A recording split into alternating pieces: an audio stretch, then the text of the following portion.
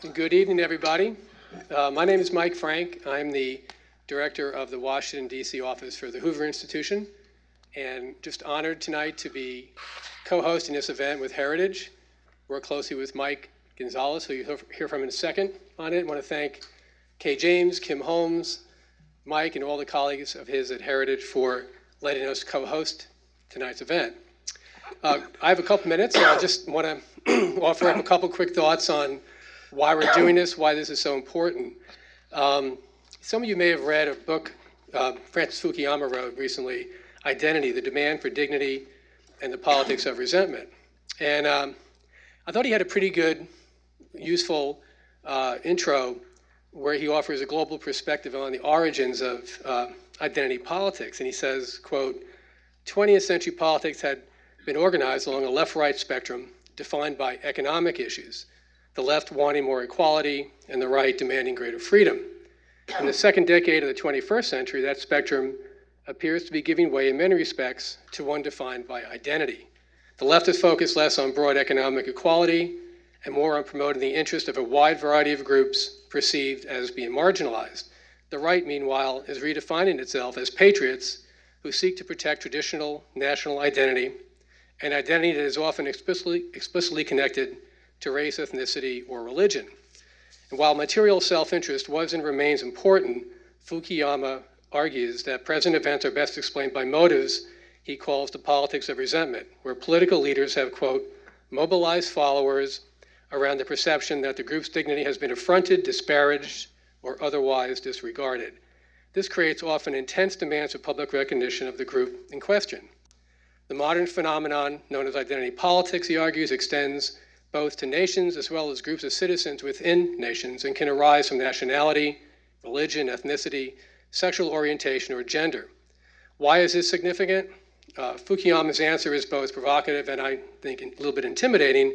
Quote, identity politics thus encompasses a large part of the political struggles of the contemporary world, from democratic revolutions to new social movements, from nationalism to Islamism to the politics on contemporary American university campuses. Now, that's quite a challenge for one panel to resolve, no matter how insightful and erudite they may be, and believe me, I think you'll find out they're both insightful and erudite as they speak tonight. But I think we can all agree that understanding identity politics is an essential endeavor and one I expect we'll all be returning to over and over again in the future. So thank you for letting us be co-hosts, and I want to invite Mike up to the podium. Thanks, Mike. I'm Mike Gonzales. I'm a senior fellow here at Heritage. I want to welcome you all. I know it's kind of a dreary day to come out, but I want to thank you. First, I want to remind you to turn off your phones. Because we have cameras here, we have C-SPAN with us. We're going online as well. I have to introduce people. I've always wondered why a person that, not that famous, nobody sort of, have to introduce really famous people. But for the purpose of the people watching us online and broadcast, I want to welcome, oh, by the way, Peter Berkowitz made it. He made it from Chicago. He just landed. Wow, I thought you were going to be here at 5:30. Well, I want to welcome Peter Berkowitz from the Hoover Institution, John Fonte from the Hudson Institute, Michael Lind from the University of Texas, Heather McDonald from the Manhattan Institute, and Andrew Sullivan from New York Magazine. Andrew Sullivan is typical of this dilemma. You could say he's a blogger, but you could also say he invented blogging, because he did. That thing we all do now, he was synonymous with it about 20 years ago. So what Mike and I did was we talked and we brought together the best minds we could think of on this issue of identity politics to discuss not just the nature of the problem, but potential solutions to it. A friend of mine told me when he saw the list of speakers that I had, he said, Heather McDonald, Michael Lind, Peter Berkowitz, these people have very strong personalities. How are you and Mike going to control that? And I was like, I'm not going to control them. I disagree. I don't think Andrew Sullivan's ever read me, but I'm sure he disagrees with much of what I write. I disagree with some of what he writes. John Fonte is a good friend and a bit of a mentor. He disagrees with a lot of what I say. So it's not a question of agreement. It's just different perspectives to this issue of identity politics. We're all here because we agree that identity politics is a problem, and that we want a solution, but we approach it from different perspectives. My own solution is to stop the government from coercing all of us into different categories and ever-expanding number of racial and ethnic groupings. But now you will hear other perspectives. We will go alphabetically. It will be Peter, John, Michael, Heather, and Andrew in that order. They will each have about 10 minutes or so. After they finish, we will open to questions from the audience. After that, we'll have some, I believe we have some wine and hors d'oeuvres out in the foyer at 6:30. Ms. McDonald has graciously agreed to sign copies of her book in the lobby for about a half hour. And I want you to join me now in welcoming Peter Burke. Peter, you mind going first, or do you want to catch your breath a little bit? I'll go second. Okay, we'll welcome John Fonte then.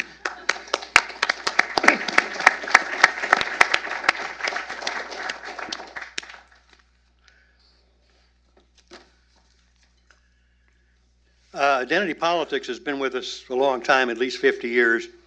I'm not going to discuss Obama and Trump or events that have occurred in this century, but talk about the 20th century historical background. Identity politics could be understood as a trinity, a triad of multiculturalism, the diversity project, and critical theory. There's a soft and a hard multiculturalism. The soft is benign, the celebration of ethnic subcultures, St. Patrick's Day, Cinco de Mayo. It's not really part of identity politics. On the other hand, hard multiculturalism has damaged American society. The multicultural argument runs something along the following lines. The United States should be thought of as a multicultural society in which different cultures, African Americans, Hispanic Americans, Asian Americans, Native Americans, and women, have their own values, histories, and identities, separate from, and sometimes in opposition to, dominant Anglo, white, male culture. This argument has consequences. In July 1991, New York State released its social studies curriculum. It was entitled, One Nation, Many Peoples, a Declaration of Cultural Interdependence. Reference to the American peoples, as opposed to the American people, abound in the National History Standards, put out in 1995. For example, one core standard in the National History Standards declares, quote, students should understand how big business, heavy industry, and mechanized farming transformed the American peoples in the late 19th century. By inverting the language of American unity, the concept of the peoples of the United States creates a counter-patriotic symbolism that subordinates the unum to the pluribus. This is deliberate rhetorical subversion. Moreover, the National History Standards describe the formation of the United States as a product not of Western civilization, but instead as a convergence of three civilizations, European, West African Islamic, and Amerindian. Three worlds meet. That was the formation. This historically inaccurate view is dominant today.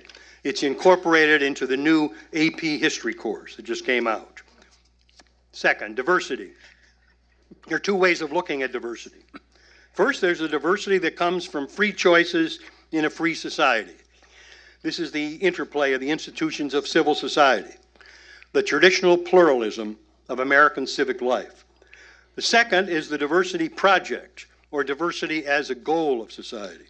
The standard measure for achieving this type of diversity is statistical equality for groups, or group proportionalism.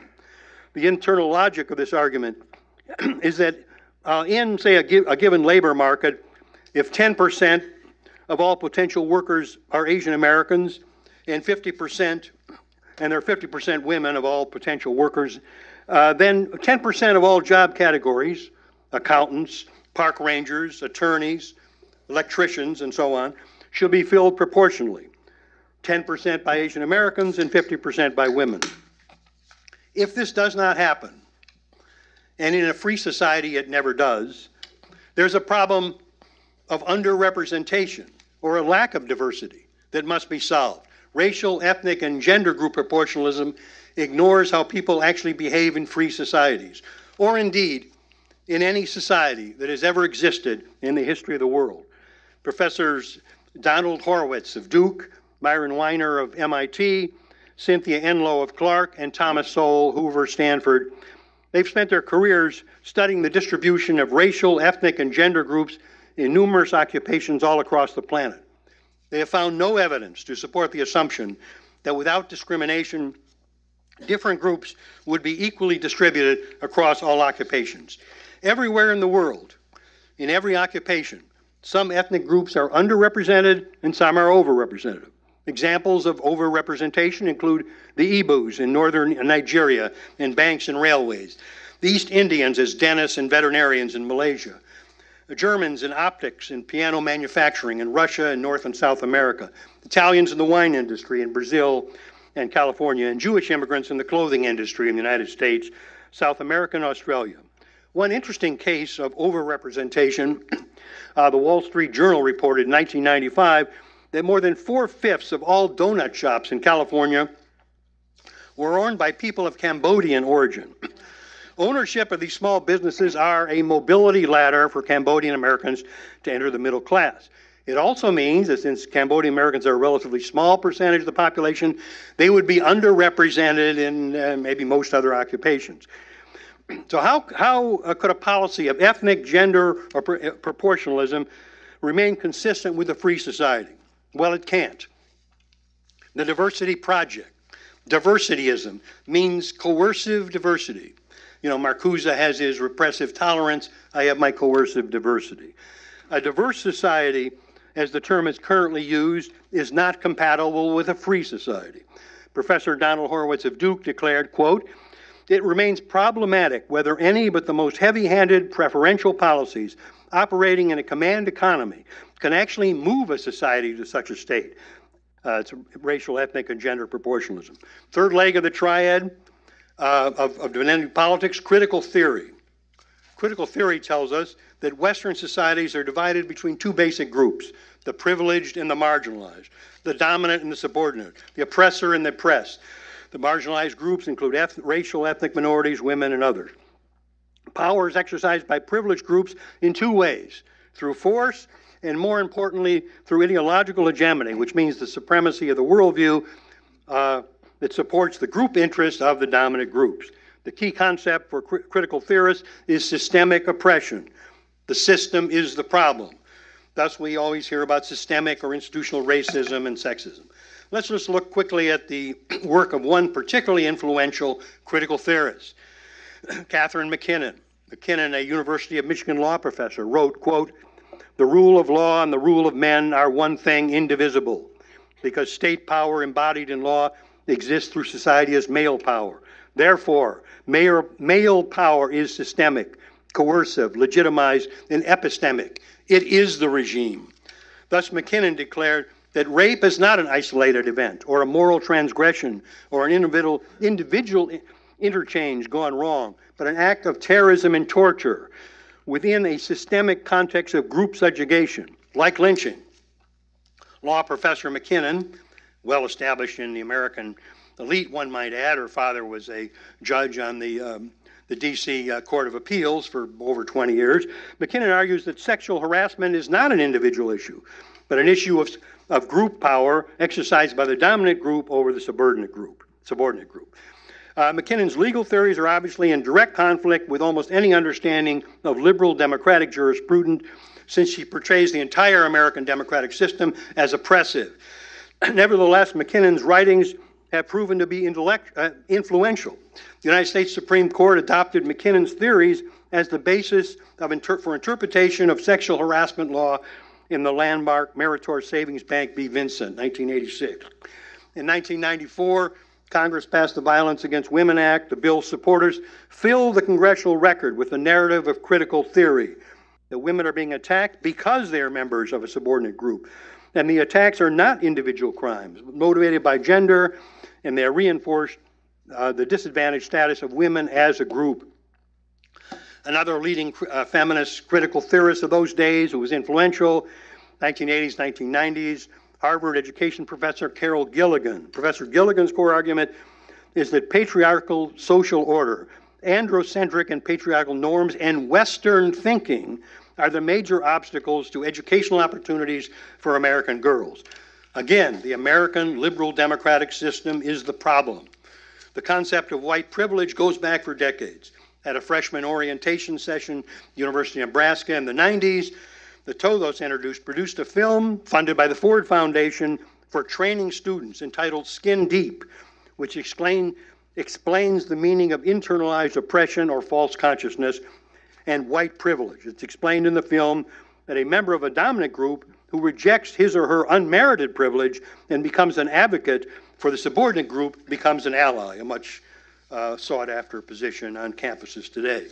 The trinity of identity politics, multiculturalism, diversityism or coercive diversity, and critical theory are saying that the American way of life is oppressive, that American constitutional liberal democracy is illegitimate. If traditional liberalism, small l, is an emphasis on individual rights and individual opportunity, then identity politics is a thorough rejection of liberalism. It is quintessential illiberalism. Now, Mike asked us to offer solutions. Hard to do. All I can think of is that we should take identity politics seriously as a direct threat to American constitutional democracy. That means vocally and strenuously opposing its concepts, assumptions, and presuppositions wherever they appear, in the political world, in the academy, the schools, foundations, media, business, and culture. When choosing a primary political identity, our American national identity will do just fine. Therefore, we should remember the admonition of George Washington in his farewell address. Washington, quote, "Citizens by birth or choice of a common country, that country has a right to concentrate your affections. The name American, which belongs to you in your national capacity, must always exalt the just pride of patriotism more than any appellation derived from local discrimination.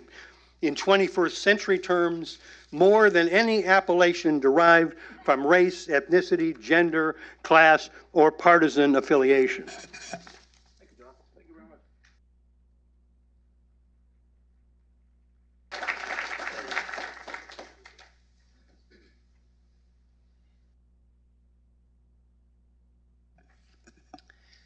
Thank you very much. Please pardon my tardiness and my informality. I will resist the temptation to regale you with tales of comic ineptitude from my 7 hours at O'Hare today. Instead, I'll stick to my assigned topic, identity politics and what can be done. Try to make three large points. One, the problems that we're facing have been a long time in the making. Second, this unsurprisingly overlaps somewhat with what John said. There's a kind of affinity, but also a very important difference between the postmodernism that dominated our universities for almost 30 years, from the mid-1980s, and the identity politics that's dominant today. And third, what we can do inside the universities is very limited, but that doesn't mean there's nothing to do. There are initiatives to be taken outside of the universities. First, a remark about norms. For the last, since about the summer of 2015, we have been hearing that norms are under threat in the United States because of the utterances and the actions of Donald Trump. I think the actions and the utterances of Donald Trump should be inspected very carefully. No doubt he has disrupted politics, governance, campaigning. But Trump's overturning or undermining of norms, it seems to me, is very little compared to what has been taking place in our universities for now going on about 80 years. It seems to me the identity politics represents the latest, the most recent of these assaults. What is identity politics? I add a few propositions to what John has already ably said. First, it's the idea that what's most important about you is your group identity. Usually the most relevant groups, it seems, are race, class, and gender. Individual rights come second. We'll say second. Group rights come first, and group rights are distributed on the basis of the discrimination or oppression that the group to which you belong has suffered. Identity politics teaches people to prize their victimhood, to see victimhood as a virtue, to see victimhood actually as resulting in greater moral status, as meaning that you are deserving of greater political power. Identity politics also teaches that if you belong to a prescribed victim category, then criticism of you, to say, and that not only criticism, but not accepting your opinions amounts to a form of violence against you, an expression of racism, hatred, and bigotry. Even, we're sometimes told, I quote, an invalidation of your humanity. As I indicated at the beginning, these ideas, which indeed are in conflict with the basic foundations of liberal democracy, which presuppose individual rights distributed equally to all, these misguided doctrines that are now being promulgated by the university have been, are part and parcel of an anti-liberal and anti-democratic doctrines that have been disseminated for a long time. One could tell a history. I'll be very brief here. But we have documentation going as far back as the early 1950s. William F. Buckley wrote a book about how the curriculum at Yale was used to promulgate progressive ideas, even as the professors of that era protested their own neutrality. Already by the late 1960s, the public interest devotes an entire issue in the fall of 1968 to unrest in the universities. They criticize the apparent willingness of faculty and administration to transform the curriculum into a vehicle for advancing a progressive agenda. In the 1970s, those undergraduate students go to graduate school in the humanities and the social sciences, and many of them bring the idea that scholarship and teaching should be seen as politics by other means. In the 1980s, late 1980s, Alan Bloom publishes The Closing of the American Mind. He criticizes what he regards as a kind of soft, thoughtless relativism that has become the orthodoxy of the day on the campuses. He believes that this orthodoxy impairs students' abilities to understand the civilization of which they are a part. He advocates a return to the study of the great books. 20 years ago, in 1998, many students think that the assault on due process and free speech began in 2015 at Yale in a debate over Halloween costumes. But 20 years ago, Alan Charles Kors and Harvey Silverglate published a book called The Shadow University, which documents the assault on free speech and undermining of due process that had been underway all through the 1990s. Part of it, John, legitimated by the work of Catherine McKinnon, which had become very popular in the law schools. Silverglate and Kors founded an organization called FIRE. They hoped it would be out of business in 10 years through the vigorous defense of free speech and due process on campus. Unfortunately, they find themselves in a growth industry. They're bigger and busier than ever. Now, sometimes postmodernism and identity politics are conflated. They should be distinguished even as they're related. What was postmodernism, which dominated through the 80s, the 90s, and part of the 2000s? Postmodernism taught that truth is a fiction, reality is socially constructed. It proclaimed the death of grand narratives.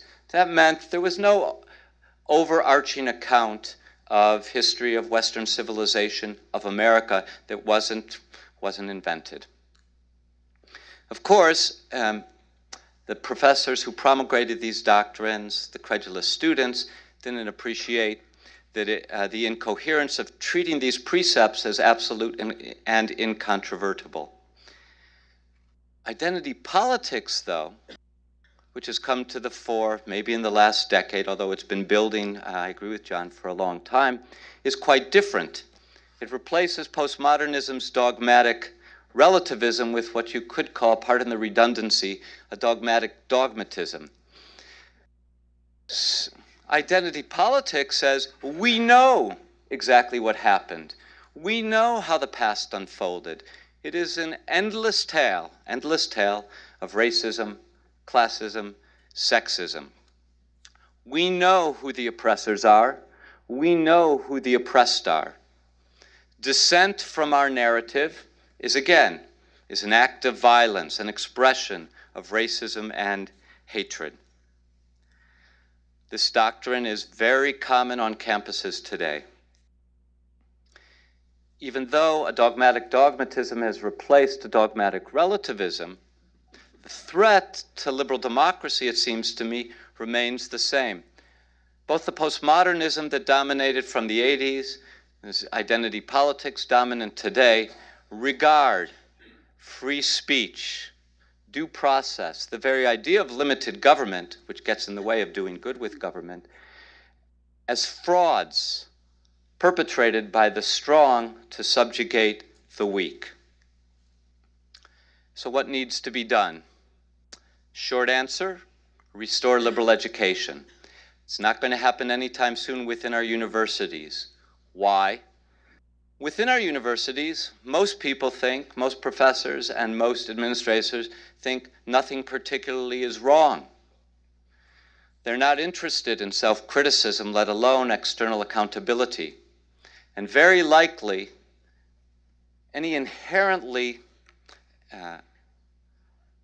educationally appropriate practice, such as a core curriculum, these days is likely to be hijacked for illiberal ends within the university.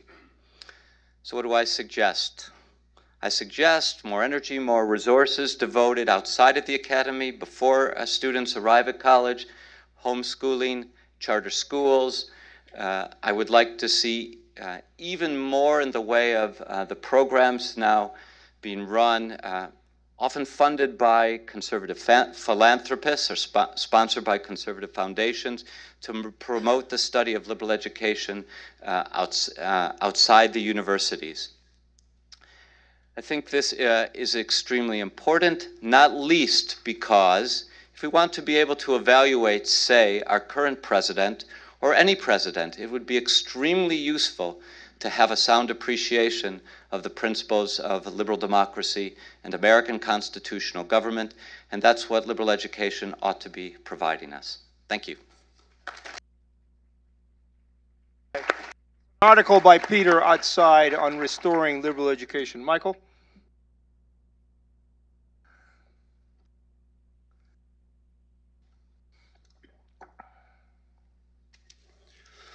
Thank you, and thank you to Hoover and Heritage for the invitation.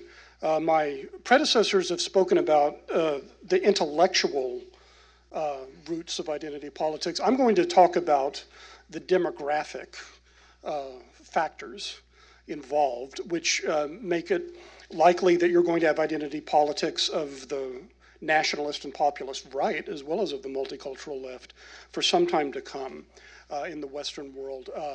Some of you may have seen these very interesting computer visualizations of voting in the United States, where the infographic imagines that democratic voting areas are islands in an ocean, and you see this sort of archipelago of democratic cities, as big cities and college towns in this ocean. The reverse of that, if you've ever seen this, is red America, Republican America. It's this continental landmass with a bunch of lakes. It's kind of like Minnesota, you know, the land of lakes. There's these little lakes where the democratic cities and counties have vanished. You see Michael Barone is here, a great analyst of this. You see, he can correct me if I'm mistaken, but you see a convergence between Western Europe and the United States in this pattern, where what used to be regional differences. In America, it was always the North-South division up until the 70s and 80s was the Great Division. It's now being replaced by what I think of as the cities, the big cities, and exurbia. It's no longer suburbia. It's not the countryside. It always amuses me when I read people, you know, journalists in New York and Washington talking about the cities versus the country as though it were Horace's country mice and the city mice. It's actually the land of Outback Steakhouse and subdivisions and highways and so on. It's low-density America and Europe and high-density America and Europe. So I think we need to grasp this, because the answer to the question, are Western societies, not just the United States, but Western societies in general, are they mosaics or melting pots? The correct answer is yes. Yes. It depends on which of these zones you are in. So let's begin with the cities. In the United States, 12.5% of the population is foreign-born. In Los Angeles, it's 39.7%. In New York City, it's 37%. In the 5 biggest cities in the United States, 48% speak a language other than English at home. That's 59% of the inhabitants of Los Angeles, a majority. In California, Texas, Nevada, New Jersey, New York, and Florida, 44% of public school students speak a language other than English at home. And those non-English speakers are divided among various populations. The largest is Latino, but increasingly there are various Asian American immigrant groups. So if that is half of America, it's almost half of America in population terms. That is a deeply multicultural society. And this is not new. 100 years ago in Boston and in New York and the other big industrial cities with the European immigrants, you had little Italy and little Germany and little Poland. And don't let anybody tell you there was no identity politics before you had left-wing intellectuals, right? People voted their ethnic bloc. There was ethnic bloc voting. And if you have a city that's made up largely of foreign diasporas of the immigrants and their first-generation children, because a lot of it's chain migration. You get whole villages and regions transport themselves to the city. And now it's also Vienna and London and Paris. It's not just, Western Hemisphere cities anymore. You're going to have a kind of brokered multicultural patronage politics, right? Where the leaders of these immigrant subcultures, many of the voters don't speak the language, maybe German in Austria, maybe English in Britain. They're going to take their cues from their ethnic leaders and vote for this party or that party. So I think that's just there's a structural fact there, which is going to defeat efforts to change university curricula and public policy and so on. It's just the nature of things. If these really were city-states, if San Francisco did secede from the United States, and I have San Francisco friends who want to, then it would be a multinational city-state. It would be like Singapore with Malays and Chinese and Indians. That's just baked into it. Okay, so let's look at exurbia. Let's look at this realm in Britain outside of London, right?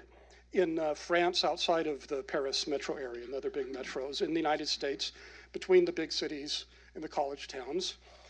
It's not the case that this is just an ancient, non-varying white tribe by any means. It's becoming more and more diverse over time as the descendants, and sometimes immigrants themselves, or the descendants of immigrants move, assimilate. We know from studies of ethnic attrition from Stephen Trejo of the University of Texas and Richard Alba, that Latinos assimilate at more or less the same rate that the Germans and the Irish and the Italians did in the past. And by the 4th generation, people who have one Mexican grandparent tend not to say they're Latino in the same way that people have one German grandparent don't say they're German Americans anymore. So the melting pot, whatever you think of it as an ideal, it is a reality in working class dominated exurbia, right? In small towns and rural areas. So the thought I want to leave you with today is that all ideologies, all ideas have an address. They have a constituency. They have a popular base. And in the case of multiculturalism, and particularly this hard-edge multiculturalism, I don't believe that unless these categories which are sort of artificial. I mean, just a brief digression. It was the Office of Management and Budget in 1977 that invented the 5-race system we have, where their assignment was to come up with a number of official races between 3 and 10. There was just too much stuff that Congress is passing exemptions for and set-asides. That's where we get non-Hispanic white. Asian and Pacific Islander was kind of an absurd category. I found out last night researching this that it was in 1909 that Congress hastily passed a law saying that Jews and Armenians are white for purposes of white supremacy in those days. Syrians and Arabs were not, and neither were South Asian Indians. They could not marry white people, and so on. So, but absent some social reality, and in this case, it's immigration-driven real diversity in these big cities on both sides of the Atlantic. I think over time, yes, there would be incentive to identify yourself as a member of this category, that category, depending on one of your 4 grandparents. But I think over time, the melting pot is working. But you know, so why am I pessimistic about that happening?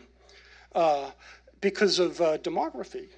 Again, the native fertility rate in Western societies is below replacement. So, and I'm in favor of it. We need to have replacement immigration of some kind in order to prevent the population from just going into kind of a death spiral. The East Asian societies have avoided having significant immigration to date with not terrible impacts. But I think when your birth rate is 1.4% or 1.7%, and it takes 2.1% to maintain the population, and you're losing a quarter or a half of your population every generation, at some point there's a crisis there. I don't see the birth rates in the developed countries rising rapidly, so I think there will be continued pressure, which will succeed for migration. So, you know, but what that does is it constantly replenishes the demographic political base for multiculturalism, which is a social reality in cities that are gateways, right, for immigration. So even if you got rid of all of the particular ideologies and you know the studies programs and so on, you're still going to have these quite different communities in these big cities, and you're going to have a kind of brokered politics and block voting. And we had this 100 years ago in the United States. Then it was European immigrant groups. And we're seeing the same thing now on both sides of the Atlantic. And just one final thought. There's identity politics of the majority as well. I was 2 years old when my aunt was being arrested with her African-American friends in Austin, Texas, for dining together in Woolworths. I was 4 years old. No, I was 3 years old when it became legal for African Americans to vote in my part of the country. I was 5 years old when African Americans were allowed to marry white people. And it was in 1965 that our racist, white supremacist immigration system, which went back to the founding fathers, who said in 1789, only free white persons can become naturalized citizens of the United States. It was in 1965, when I was a toddler, that we got rid of this. So I just urge you to bear this in mind. We are half a century, it's less time than I've been alive, away from American identity politics being white Christian identity politics, reinforced by law. And it didn't just vanish overnight in 1965. So, you know, one can reject, you know, some of the more hard-edged versions of multiculturalism, but at the same time, I don't think we should simply say that it's easy to create a post-white supremacist identity without making some changes in the way we think about in America, in which up until I was a little kid, to be an American was to be a white Christian, if not a white Protestant. Thank you. Thank you, Mike. lot to think of. So far, every speaker has stayed within 10 minutes, which is great. Also, a lot of fear to think about. Heather?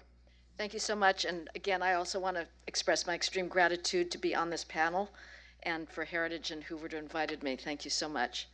I'm going to start with the solution, which is that we need to take on the oppression narrative. Unless this idea is rebutted, that every difference in American society today is the result, by definition, of discrimination, and that, as Ta-Nehisi Coates says, it's the very essence of America to destroy the black body, there is going to be no end to identity politics. It is that core idea that is driving this. It is completely forbidden to talk about differences in skills, interests, aptitudes, and cultures. Instead, the only allowable explanation to understand the lack of proportionality is that John talked about in different occupations. The only allowable explanation is discrimination. So those of us who are worried about the consequences of these identity politics have to screw up the courage to start talking about another explanation for disparities, which is behavioral differences and cultural differences and different interests and aptitudes. Now, where do we start? Well, the best place to start is the American campus, because there is no place that is more insane, that is more in the grips of a mass hysteria than the college campus. There is an ecstatic search for martyrdom and for victimhood that has become an absolutely ruthless crawl up the totem pole of victim beatitude. Currently, the top victim dog is the trans identity, but believe me, that's not going to last long, and anybody who can guess the next category will be the farthest thinker among us. But believe me, it's coming. So put your thinking caps on now. Students actually believe, get this, that to be on an American campus today is to be the subject of relenting threat, lethal threat to their existence. This, of course, if you are in one of the metastasizing categories of beatific victimhood, primarily, of course, females, students of color, and the 116 now gender categories, and that they are literally at risk of their lives, and that circumambient racism is so great that they should be exempt from such ordinary academic expectations as going to class. Minority students at Brown occupied the president's office and complained that they were still expected to go to class because they were working so hard at, quote, staying alive at Brown. Now, does a college president ever say, grow up? Learn the difference between a real problem and an imaginary problem. Microaggressions are imaginary problems. No, instead, of course, as we know, starting with the 1960s, presidents capitulate, kowtow, and grovel. And of course, the growing diversity bureaucracy encourages this. There is a mutual codependency between self-engrossed delusional students who act out little psychodramas of oppression before an appreciative audience of deanlets and vice chancellors of equity, diversity, and inclusion who use the student breakdown to expand their dominion. Nevertheless, it is something that can be taken on because it is empirically provable that campuses, at least American campuses, we can prove are not places of discrimination. There is not a single faculty hiring search that isn't one desperate effort to find qualified females and underrepresented minorities who have not already been snapped up by better endowed campuses. There is not a single school or professional school in the country that is not employing vast and extraordinarily destructive racial preferences to admit some critical mass of underrepresented minorities, putting those students at an extraordinary competitive disadvantage. That disadvantage, which has been called Mismatch by Richard Sander and Stuart Taylor, a book that should be everybody's required reading, is also what is driving the delusion, because students who are artificially catapulted into an academic environment for which they're not prepared, and this is not limited to race, it would apply to gender. If I was admitted to MIT with a 650 on my math SAT, and all my peers who'd been admitted on merit rather than gonads had 800s on their math SAT, I would flounder, I would struggle, I would not be able to keep up in freshman calculus, and I would have two options. I could say I was admitted to a school for which I was not academically prepared, or I could say I live in a patriarchal rape culture environment that is making me struggle and causing me emotional trauma. And guess which route most students choose? They choose the victimology route. So racial preferences is another major driver of identity politics. And unless we start admitting students based on academic merit, nobody's saying minority students should not go to college. They should simply go to a college for which they're academically prepared, and they will succeed. We will get more STEM graduates. Because right now what happens is minority students leave STEM majors at an enormously high rate, again, because they're put into schools unfairly for which they're not qualified. So we can take on the victim ideology in college campuses because it is so demonstrably false. The interesting test case right now is where the Asian identity goes. It's a very perverse thing. You know, there's the narrative out there that we saw with the Sarah Jeong episode at the New York Times, this Asian who was hired to be on the editorial board pages, who had a whole history of tweets about that were anti-white. Well, people got upset about this, whereas Sarah Jeong was just simply a boring product of the American Academy. I mean, anybody who was surprised by Sarah Jeong has not been paying attention. But there is a divide in Asians now between those who support meritocracy and colorblindness.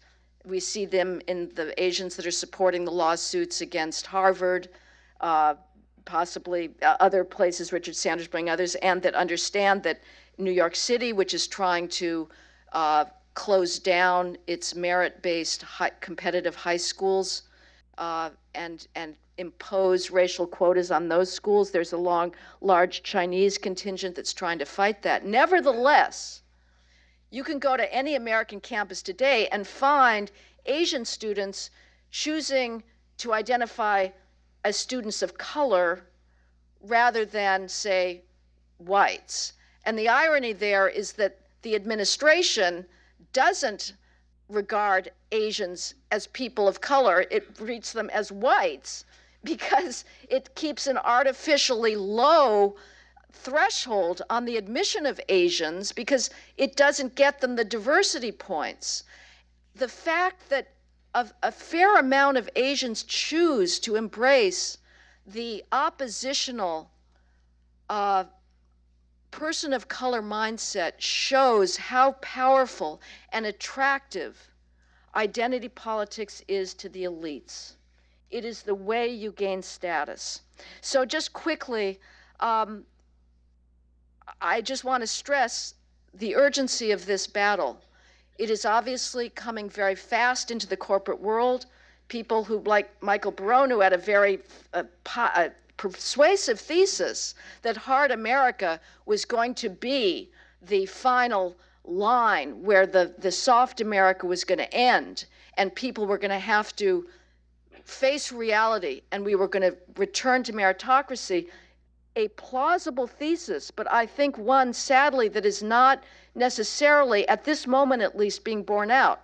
When you have Google firing computer engineers, not because they were incompetent, James Damore, but because he dared to question the feminist orthodoxy that reigns not just at Google, but at every tech company that says that again, this is the key idea. The only allowable explanation for the lack of gender parity at Google and Facebook and YouTube and Microsoft, the only allowable explanation is implicit bias and sexism.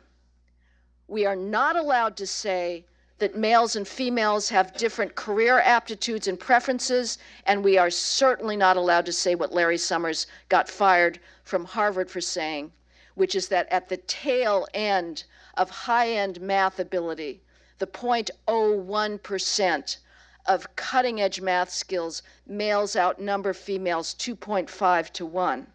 So the corporate world is being transformed. The STEM fields are under enormous pressure to hire by gender, and to a lesser extent by race. Gender is the big story there. We're seeing it in the political realm with the Gender Studies 101 coming to the Supreme Court hearings with the Believe Survivors mantra used against Brett Kavanaugh, the whole due process problems that we've been hearing about.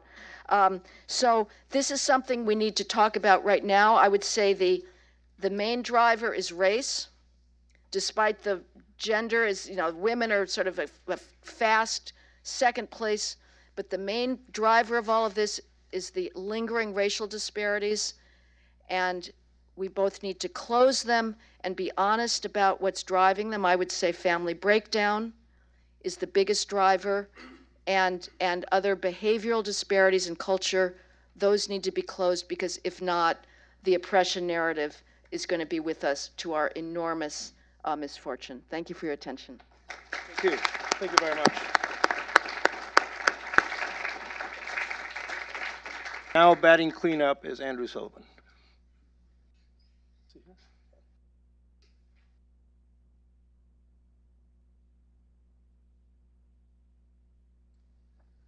Thank you very much, Heather. I wish you would be able to express how you really feel.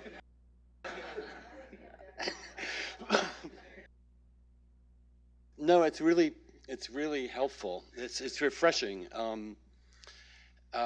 When you are embedded in essentially liberal institutions, whether you're embedded in a university, you're not in a think tank, or if you're embedded in liberal media or in mainstream media at this point, just to be in a room where someone says those things is kind of like refreshing.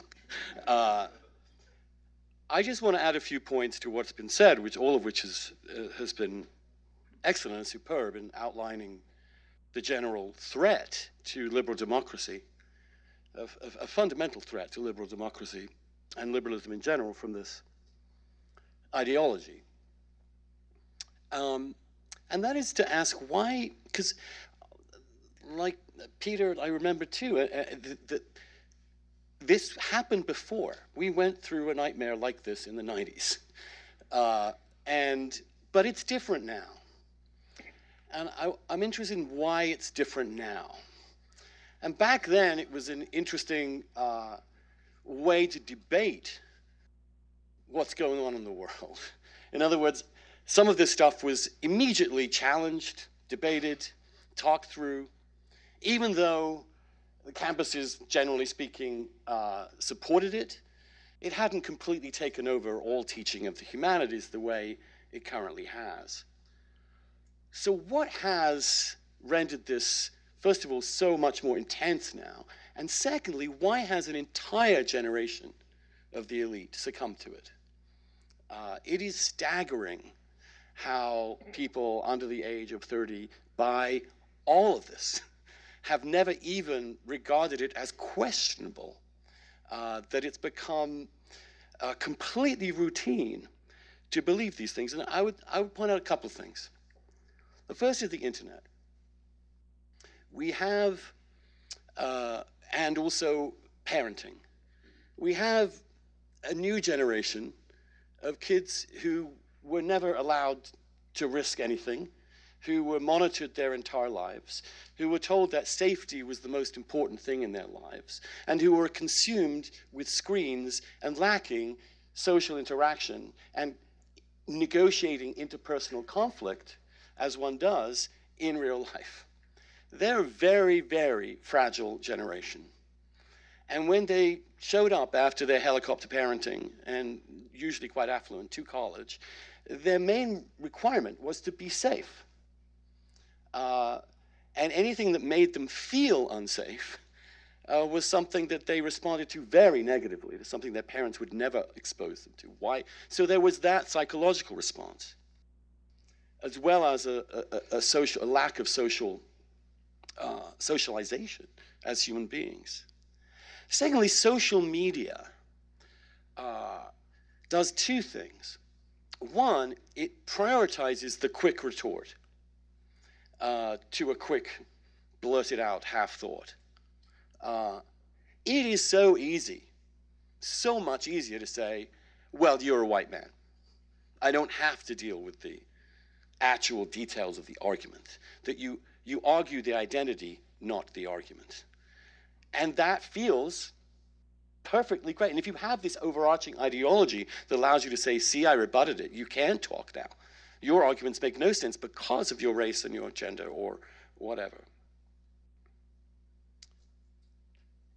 Secondly, there's an element of pleasure, almost moral pleasure, in calling out evil when you see it, especially when you do it to another individual. And this call-out culture, this moral shaming, is also deep within human nature, of course. But online interaction disinhibited it, allowed us increasingly to respond to public debate in terms entirely of identity rather than ideas. I can honestly say I try not to look at what people say about me on Twitter, but almost every single argument is about whether I'm white, whether I'm male, whether I am LGBTQ, RSTU, VW, XYZ, or not. Don't get me started on LGBT. And also, of course, this social media also facilitates your willingness, and very human idea, not just to shame others, but to praise yourself, what we call virtue signaling. And this allows you. And it's all essentially feeding off the moral capital of the civil rights movement, feeding off the moral capital that argued that every group should have equal access, to conflate that with if there is not absolute equality of outcome, therefore there is evil at present in the system. The second thing that's new and different is that this is far, far beyond campus. This is now integral to most blue state corporate settings. In other words, what is actually a rather esoteric concept out of, one could say, the postmodernists, it is now used ubiquitously and understood as concepts are fundamentally understood within the hiring and firing and advancement prospects and policies of most big companies. It is not in any way controversial not to have actual quota targets for particular representations in your company. In fact, it is far more outrageous if you don't have those things. You can go to the New York Times and see how successful they've been at recruiting various different diversity groups on the page they give you to look at. So this has entered corporate culture in a way that it didn't in the 90s. And thirdly, it has completely taken over the media. That liberal media surrendered almost immediately to leftist media. And there are almost no mainstream publications in which, in the opinion realm, I'm not talking about news necessarily, but in the opinion realm, in which dissent from this is really allowed. The only people actually dissenting from it are people my generation or above who have already been able to establish themselves outside of the current media structures. And we are hanging on by our fingernails. Because when you write something every day, you know that it could be the last line you write.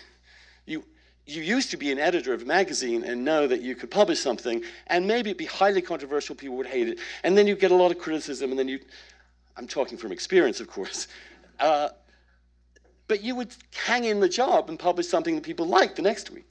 Now, boom, gone. So that's another thing that has fed this more generally into the culture. It's seeping into general culture, not just campus culture. The third other reason for identity policy is this pernicious variety to arrive is contemporary conservatism. It is the adoption by the Republican Party of white identity politics and the elevation of this horrible, hideous, racist human being to the presidency, and supported by such a large number, in fact, the entirety of the Republican Party, bar a handful of people. When your president is actively and clearly demonstrating hatred and hostility towards members of ethnic minority groups, it is not surprising that that is then gives an excuse to everybody on the far left to say, look, see, everything we always said about conservatives is true. It's all just a veneer for this white nationalism. And when the President of the United States cannot disavow support from the far right, and when he engages in unbelievable, constant race baiting, and when the Republican Party embraces it, it means that all of us on the outside who are trying to defend liberal values have that thrown in our faces. You can't criticize identity politics on the left without seeing how it has been emboldened, legitimized, and empowered by the adoption of identity politics on the right. How do we solve it? Very quickly. Three ideas. One is simply confront it daily, all the time. Do not be intimidated. They want to intimidate you. I'm intimidated every day. I write a column in New York Magazine, which I know, because I've lived the last 2 years, renders my own employment extremely precarious. The things people are not writing right now, things people who are afraid to say in media, are legion. Second, push identity even further. I like the idea of intersectionality. Yes, we're all a bunch of different identities competing. But let's keep adding on the identities. I'm gay, okay, I'm British. I'm also American. I grew up in a small town. I live in a big city. I'm a Catholic. I like watching South Park. They're all parts of my identity that I could add to this picture until it is fully complex. And when you do that for every single person, you find that everybody's intersectionality is unique. And you end up with individualism. Thirdly, and lastly, we need to have a positive vision of diversity. It is really hard in this kind of dynamic to respond and to ask the question, to respond to the question about inequality by saying, well, you're not really oppressed. I mean, that's what Heather was really saying. The difficulty is, how do you say that to a person of color who says, well, yes, I am? And I'm not asking you to answer that. I'm just saying that that's a dilemma. My view is you have to celebrate the success of minority groups, to champion members of minority groups and women who are succeeding and flourishing in America, to retell the story of progress of the different identity groups in America, to see how, for example, in my own experience, in terms of the question of homosexuality, how this country is incredibly open to listen fairly to arguments made sensibly, and not an intolerant country. And instead of being put in that position constantly defensively, we should talk about the successes that has occurred without this stuff. In fact, sometimes I wonder whether this stuff is in fact a function of having succeeded. Because you're terrified you're going to lose the struggle that you always live with, and you're going to have nothing to do with your life. No real moral cause to champion. It seems weird to me that we are in a most intense period of feminism and of the notion of patriarchy at a time when women are now 54% of college graduates, in which women are kicking ass all over the society, in culture and economics, in politics, in law, and everywhere. Instead of celebrating that, we're talking about the constant oppression of the patriarchy. We can turn it around. We can be positive, not negative. Thank you.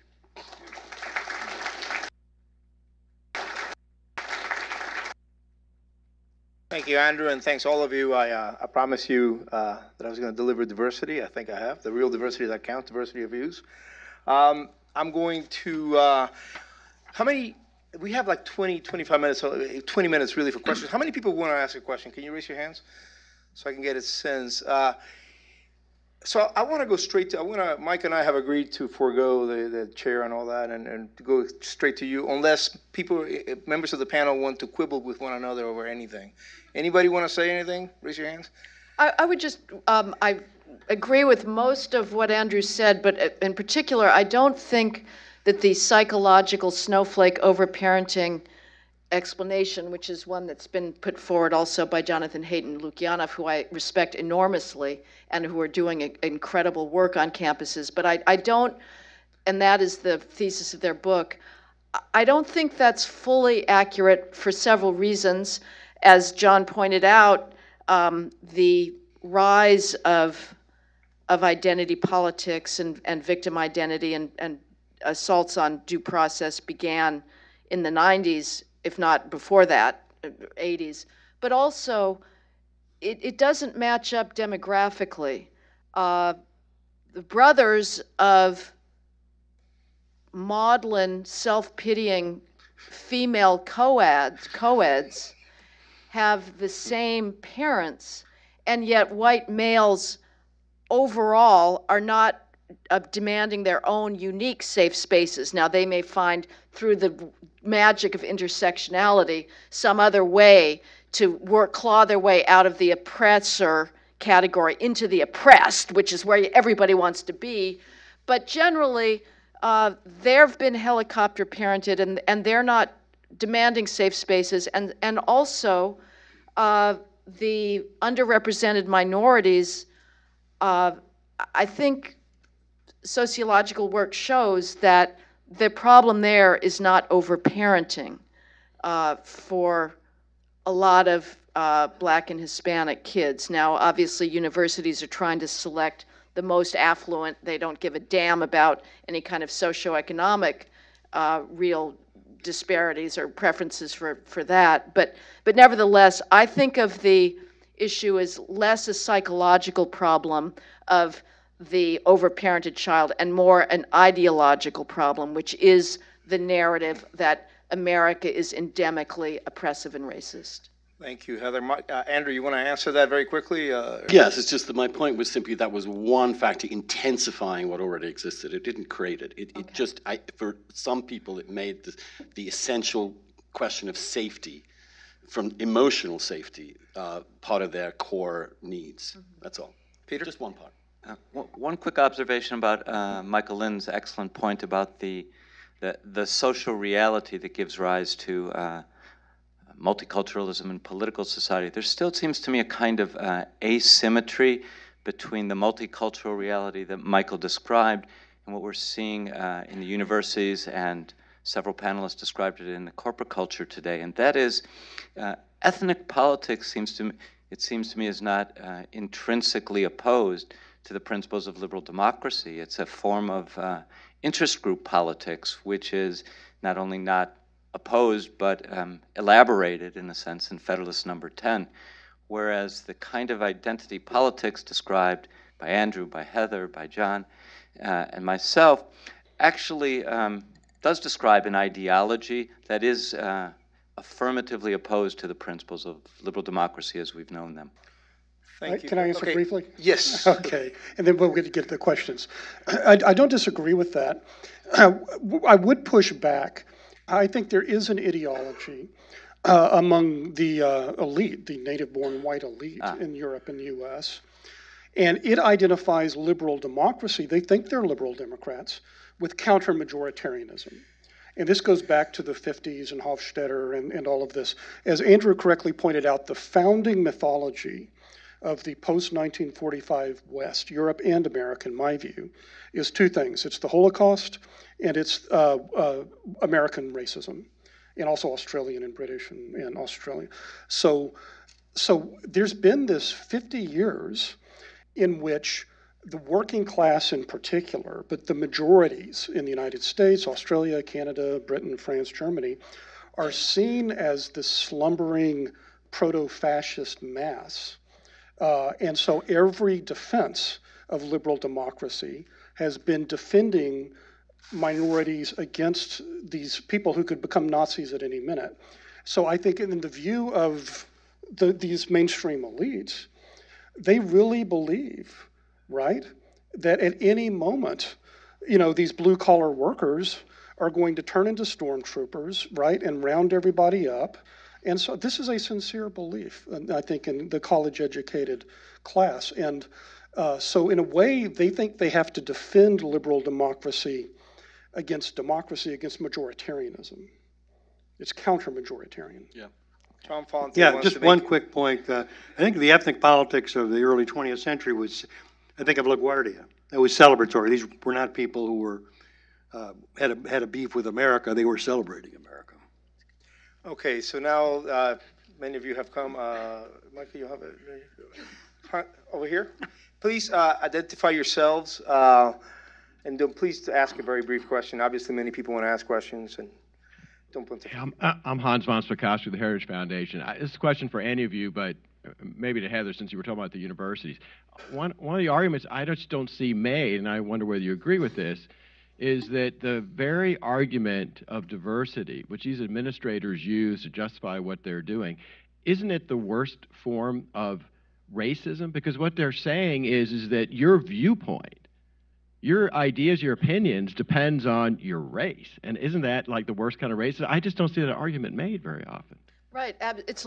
Well, you know who makes it is the beneficiaries of preferences. There's a frequent complaint on college campuses that one hears from black students, which is that during the discussion of, the civil rights era, everybody turns and looks at us for our opinion. And, this is insulting. Rightly so, it is. And yet, you don't get to have it both ways. The argument for why you're here is because we assume because you are black, you have a predictably different view of these matters than anybody in a different racial group. So it is absolutely typecasting.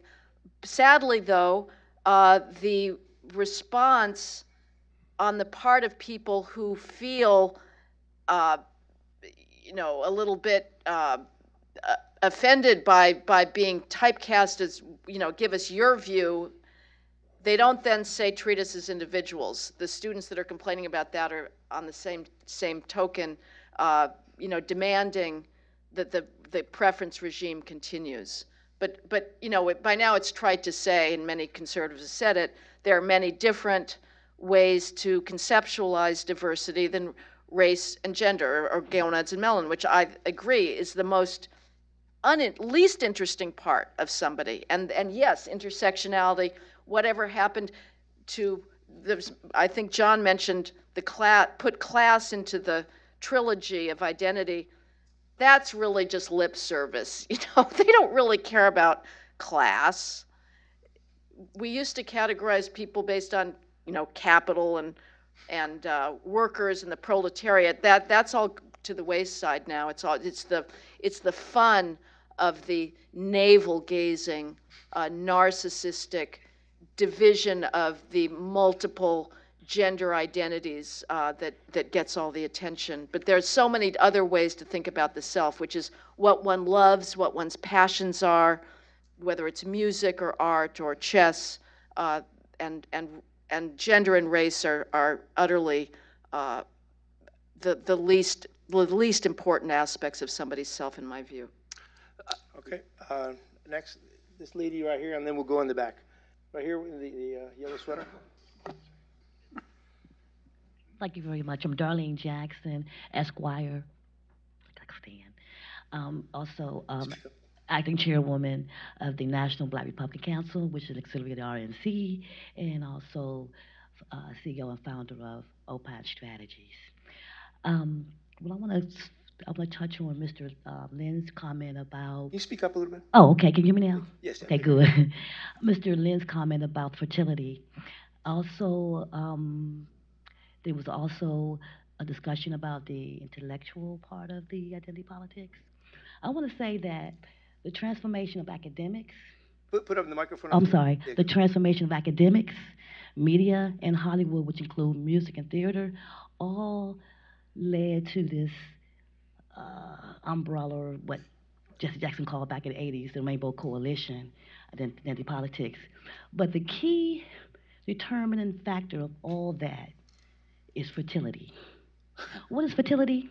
Fertility is this. If I got 3 sons, I put one in New York, one in Atlanta, and one in LA. I walk away for 30 days, and each one of those sons happened to impregnate a woman a day.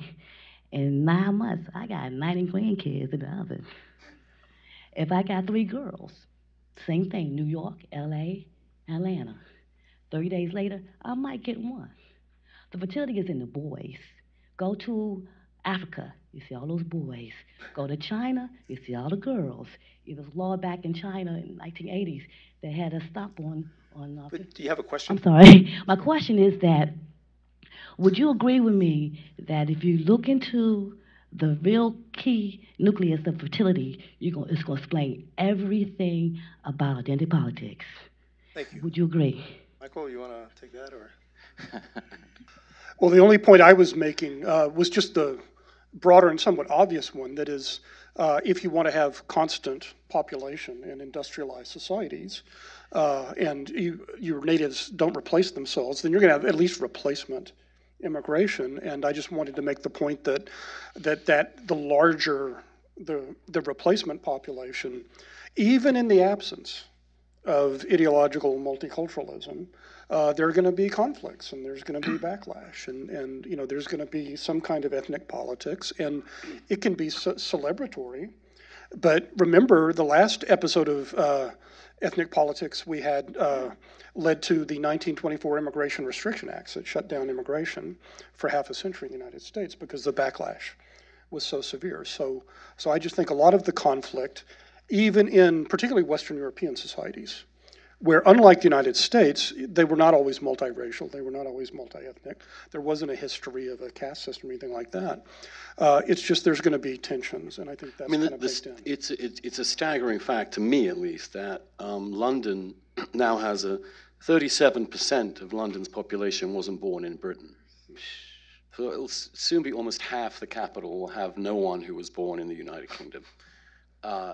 That's in two generations. So I think, but it's exactly at these demographic pressure points that the importance to stick to liberal individualism becomes, it seems to me, ever more important, because the possibility of group conflict, that American politics becoming essentially a race war, is real now, especially when people have in their head this abstract concept of a majority white country becoming a majority non-white. That you're at a moment exactly when these things that are buried deep in us come to the surface, and it's at that moment that I think it's vital to push back against it. It's at its most dangerous right now, and the only solution is to treat people individually. But I think it's also, just to add one tiny point, I think it's also important for people not to acknowledge that racism does exist. I think it's important not to construct an alternative of America in which everybody lives without any of these encumbrances or difficulties at all. I think that's foolish and wrong, and comes off as condescending and contemptuous. But the answer is the prohibition of individual discrimination on the basis of these characteristics, not, in other words, conservatives have a response to this too, but positing as if none of this has any validity whatsoever, that prejudice doesn't exist, is just not believable, and is not credible, and isn't working with people, and isn't dealing with reality. Thank you. Let me go back to the audience. Right there in the back. Right there, that gentleman right there. Oh, first him and then you. I promise him. Okay. Josh Mitchell, generally at Georgetown, but here at Heritage for the year. I look around the room and I see a number of us are old enough to remember a time when we did not use the term identity. This is something relatively recent. We used to say, I'm an American or I'm a man, and now we say my identity is American and my identity is male. So it seems to me that there are a couple things going on here. One, we're using identity as synonymous with kind, and so the reference to the 20th century ethnic groups, inner city ethnic groups, that's kind. And we use identity synonymously with kind, but it seems to me there's something else going on here. And unless we get to this something else, we're just not going to get to the heart of the matter. Identity is different than kind. Identity is a relationship of transgression and innocence. And it seems to me if we don't get to that piece of identity, we're going to completely miss what's going on. Identity politics is a specification of a relationship between an innocent victim and a transgressor. And the real question is, how is it that that really religious idea has emerged into our culture? And one question I would pose to you is the following. Might it be that the collapse of the mainline Protestant churches, in which one had a vernacular of sin and transgression and a way to resolve it, and Martin Luther King did the same thing in his civil rights speeches, once that collapses, then is it the case that all this moves into the domain of politics, and you've got transgression and innocence, but no way to atone for it? And that's the real crisis of identity politics. That's Is there somebody you'd like to answer that question specifically? Anyone on the panel? Anyone like to take this? I think that's a brilliant description of where we are. I mean, that's really what I have to say. The question is kind and identity. The question deeper down is really also about nature. To what extent, for example, is being a man? I think the other thing that identity suggests is choice. And in fact, what people want to believe is greater and greater liberty for themselves, greater and greater individual autonomy. And that, as Peter would know even better, is really about wanting to be free from nature itself, which is a very Nietzschean idea about how the last men will behave. And we are behaving that way, in which everything, every aspect of being human is now a choice, a piece of clothing you put on. And most radically, of course, now with actual sex and gender, in which something becomes something completely other. But I also agree with the religious aspect here. I do think that once that Christianity was a critical force, I mean, first of all, it's critical behind liberalism itself, but it's also a critical move in Western civilization towards an understanding that we are neither male nor female, neither Greek nor Jew, but one, and that everyone is the same and equal under God. Now, when you take Christianity out of a culture entirely, where do the individual dignity come in? Instead, you start to see group identities and group dignity coming in. And so I think it is part of the decline of Christianity as properly understood, or rather the distortion, the collapse of Christianity, especially since so much of white evangelical politics now is really about identity politics and not about religion. So we're going to have two questions quickly, because, and then we'll go to the foyer, and you'll be able to approach the speakers. Ma'am, right there, quickly. Very quickly, I understand what it is to be told that I should feel like I'm a victim. And I am not a victim. I choose to be a victor and to have an amazing life. Now, that said, I am wrestling with two things that I would love to get your feedback on. This idea of, are you really oppressed, or are you just frustrated because what has been an equal opportunity has not resulted in an equal outcome? And any of you that want to tackle that, I'd love to hear what you have to say. And then this idea that simply because if the playing field is really level, I mean, forget doors that I can't reach and things like that, but if the playing field is really level, as it was for me educationally because my parents saw to it, and in the workplace because I have worked my backside off to make it happen, and the outcome is not equal, is that because I am oppressed, or is that because simply words that we aren't supposed to say, let's see, excrement occurs? Okay, can you give your name? Oh, I'm sorry. I'm Melissa Ortiz, and until very recently, I was a political appointee of the Trump administration. I am now simply an American who loves a good argument. Anybody? John Fonte here. Just quickly, there will never be equal outcomes unless in a free society. It would have to be, as I quoted in my talk, Professor Horowitz there at Duke University, that's it's not possible in a free society to have exact equal outcomes for every racial, gender, and ethnic group. That's not the way the world has worked. It's not the way the world's ever worked. All right, so Michael Barone has been name-checked twice, and I'm going to do it three times, and we're going to close out with him, and then we'll move to the floor.